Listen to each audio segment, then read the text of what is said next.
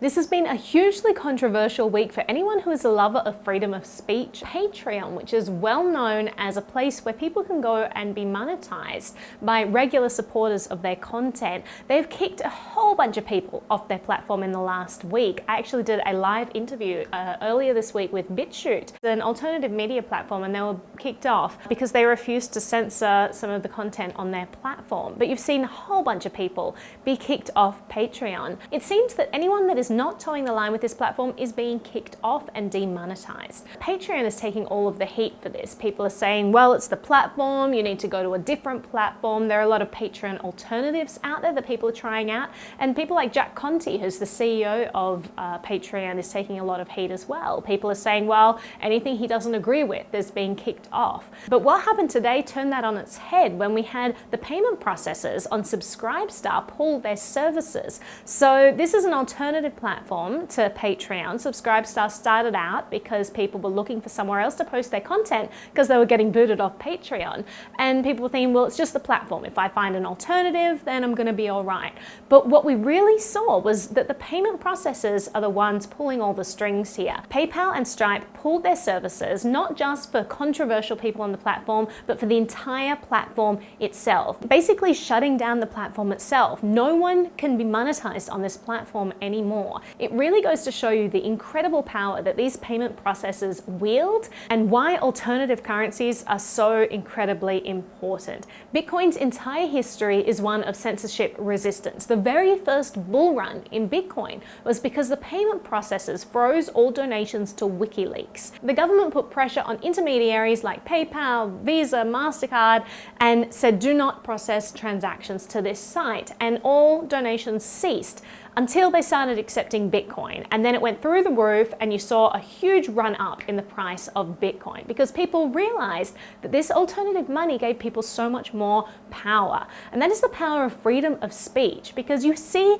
all of these content creators getting shut down at the moment because the payment processors have such incredible power. They have the ability to control the flow of money. This means that they can force the hand of websites and say, we don't like this content, we will stop allowing our services on your platform if you don't toe our line. Now, I'm not sure to what degree it was Patreon kicking people off and what degree it was payment processors pressuring them, but in the case of Subscribestar, it was 100% the payment processors that said, well, we are backing out of this entire site. Now, right now, we're in a bear market for cryptocurrency, but this should be a prime example of why alternative currency is so important. And a bull run we are in the midst of is one of alternative social media. You are seeing so many different platforms popping up all over the place, providing great services for people who don't like being censored in what they have to say. But the problem is that if these platforms still rely on fiat currencies, they're not going to get very far because the payment processors still pull the strings. So there are also lots of platforms out there that use cryptocurrency. I'm on a bunch of them. Minds.com, Memo.cash, Steemit, these are all fantastic. One that I'm loving at the moment is bitbacker.io, which uses all kinds of different cryptocurrencies.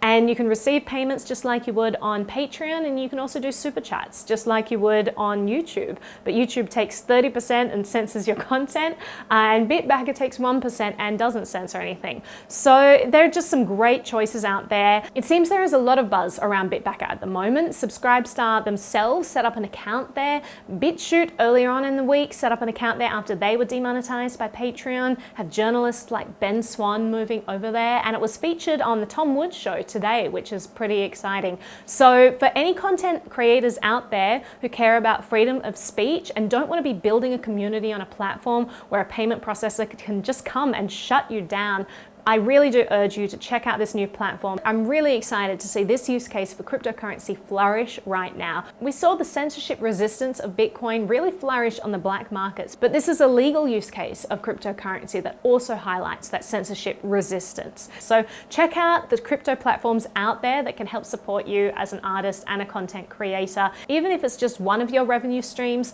diversifying is so important right now in this climate of censorship and control. So please do check them out. And please do check out my page on bitbacker.io. And if you sign up for the platform too, please post your profile link in the comments below so that I can follow you on there and show you some support. I think that it's a great platform for people to be rallying around right now. Thanks so much for watching, and don't forget to like, share, and subscribe.